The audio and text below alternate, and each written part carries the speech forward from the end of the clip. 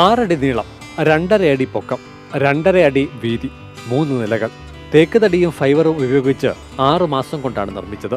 യഥാർത്ഥ നൗകയെ വെല്ലുന്ന തരത്തിൽ സ്രാങ്ക് റൂം, വിശാലമായ ഹാൾ, ഇരിപ്പിടങ്ങൾ, പടിക്കെട്ടുകൾ, മേൽത്തട്ട്, വെളിച്ച സംവിധാനങ്ങളെല്ലാം ഇതിൽ ഒരുക്കിയിട്ടുണ്ട്.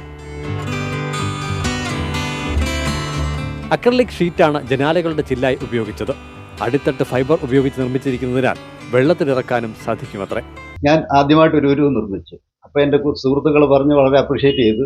അതിനുശേഷം എന്ത് ചെയ്യണം, എനിക്ക് എൻ്റെ മനസ്സിൽ എപ്പോഴും ഒരു ആഗ്രഹം ഉണ്ടായിരുന്നു, ലക്ഷറി ഉരുവ് ചെയ്യണമെന്ന്. പിന്നെ ഇതിൽ ചെയ്തിരിക്കുന്ന മെറ്റീരിയൽ എല്ലാം ടീക്കൂഡിലാണ് ഞാൻ ചെയ്തിരിക്കുന്നത്. ഇതിൻ്റെ ഹള്ള് ഫൈബർ ഗ്ലാസ് ആണ്, കാരണം ഇത് ഫ്ലോട്ടിംഗ് ആണ്. പിന്നെ അതിൻ്റെ ബാക്കി ആഡംബരമായിട്ടുള്ള കാര്യങ്ങളും എല്ലാം ഇതിനകത്ത് എന്നെ കൊണ്ട് മാക്സിമം ചെയ്യാവുന്നത് ഞാനിത് ചെയ്തിട്ടുണ്ട്. നൗക സുരക്ഷിതമായി കൊണ്ടുപോകുന്നതിന് ഫൈബർ ഉപയോഗിച്ച് പെട്ടിയും തയ്യാറാക്കിയിട്ടുണ്ട്. വള്ളങ്ങളുടെയും പള്ളിയോടങ്ങളുടെയും ഹൗസ് ബോട്ടുകളുടെയും മാതൃകകൾ നിർമ്മിച്ചായിരുന്നു തുടക്കം. പിന്നീടാണ് നൗക എന്ന ആശയം മനസ്സിലുദിച്ചത്. തുടർന്ന് ഒരു നിർമ്മാണത്തിന് പേരുകെട്ട ബേപ്പൂരിൽ ഒരാഴ്ചക്കാലത്തോളം താമസിച്ച് നിർമ്മാണ വശങ്ങൾ നേരിൽ കണ്ടു പഠിച്ചു. ശേഷം നൗകയുടെ നിർമ്മാണം ആരംഭിച്ചു.